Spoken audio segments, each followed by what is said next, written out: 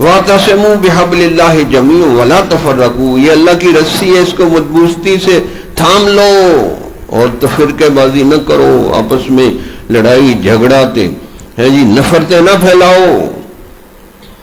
جو نفرتیں پھیلائے گا یاد رکھیں اللہ اس سے اتنا ناراض ہوگا کہ اس کو کہیں جگہ نہیں ملے گی، اس کو صرف جہنم میں جگہ ملے گی۔ یاد رکھو یہ بات، جو مسلمانوں میں نفرتیں اور بغض اور دشمنیاں پھیلائے گا اللہ اس سے اتنا ناراض ہوگا۔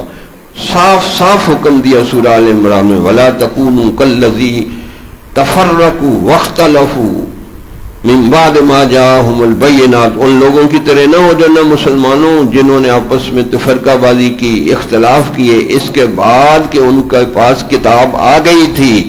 جو ایسا کرے گا اولئک لہم عذاب عظیم، جو تفرقہ بازی کرے گا، اختلافات ڈالے گا پارٹیوں میں، مختلف مسلمانوں میں، ہم ان کو بہت بڑا عذاب دیں گے۔ یہ ایز فٹ ہو رہی ہے ہمارے اوپر جو مسلمانوں میں نفرت بغض ہے جی اختلافات پیدا کر رہے ہیں۔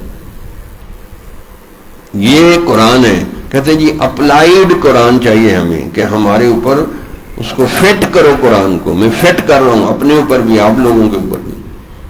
کتنے اس وعید کے اندر لوگ آ جاتے ہیں، یہ پارٹیوں والے اکثر اس وعید میں فٹ ہو جاتے ہیں کہ یا آپس میں تفرقے بازی بھی کرتے ہیں، سیاسی پارٹیوں والے وہ تو بغض اور نفرت نوٹوں کی خاطر لڑائی کروا رہے ہیں مسلمانوں کی، کرسی کے لیے، صرف کرسی کی خاطر کہ میں عیاشی کروں، میں بدماشی کروں، میری من مرضی چلے۔ لا حول ولا قوت الا باللہ، ایسی عجیب ہے۔ کس سے مانگے کہاں جائیں، کس سے کہیں، اور دنیا میں حاجت روا کون